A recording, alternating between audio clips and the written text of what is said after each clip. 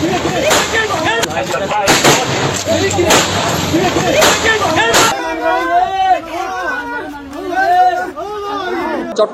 মাগরিবের নামাজের পরেই বিএনপি নেতা এরশাদুল্লাহ চট্টগ্রামের ৮ আসন থেকে মনোনীত প্রার্থী বিএনপির যে মনোনীত প্রার্থী এরশাদুল্লাহ তিনি গুলিবিদ্ধ হওয়ার যে ঘটনাটি ঘটেছে সেই ঘটনায় এখন পর্যন্ত মোট ৭ জন আহত হওয়ার সংবাদ পাওয়া গেছে এবং এছাড়াও একজন কিন্তু নিহত হওয়ার সংবাদও আমরা পেয়েছি।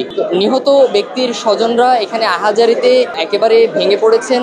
পাশাপাশি এরশাদুল্লাহকে কিন্তু চিকিৎসার জন্য আনা হয়েছে নগরীর এভার কেয়ার হাসপাতালে। সেই হাসপাতাল প্রাঙ্গণে কিন্তু যারা বিএনপি এবং বিএনপি অঙ্গ সংগঠনের নেতাকর্মী তারা কিন্তু ভিড় জমিয়েছেন এবং তারা কিন্তু এক ধরনের আন্দোলন করছেন যে দ্রুততম সময়ের মধ্যে এ ধরনের যারা অপকর্মের সাথে সম্পৃক্ত যারা এই গুলিবর্ষণ করেছেন তাদের নেতা এরশাদুল্লাহর উপরে তাদের দ্রুত আইনের আওতায় আনতে হবে।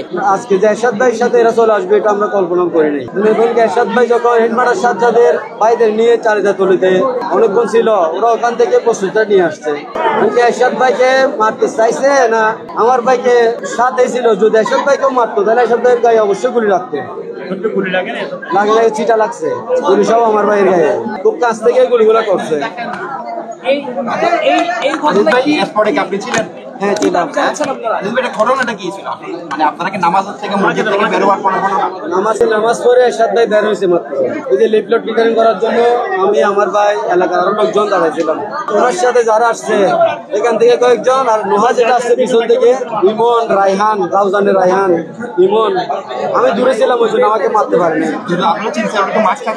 মাছ পড়ানি একদম ওপেন।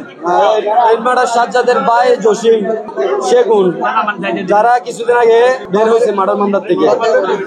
এরপরে ফুকনের ছেলে মোহাম্মদ, এরা এমনিও 1 সপ্তাহ টাইম দিছিল। এরা সবসময় 1 সপ্তাহ টাইম দেয়। হ্যাঁ কে এনে দিয়ে এনে টোটাল এরা তো এরশাদ ভাইয়ের সাথে আসছে সবাই।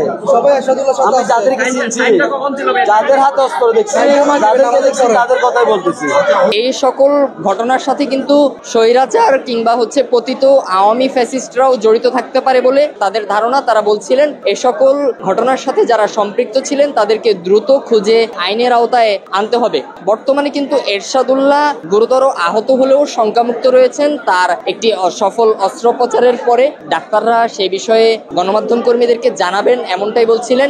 এখন পর্যন্ত যেটি জানা গেছে এরশাদুল্লাহর যে সহযোগী ছিলেন বাবলা, তিনি ছাড়া আর কারোই মৃত্যুর সংবাদ এখন পর্যন্ত পাওয়া যায়নি। এই ঘটনাকে কেন্দ্র করে কিন্তু পুরো চট্টগ্রাম শহর উত্তাল এক প্রকার।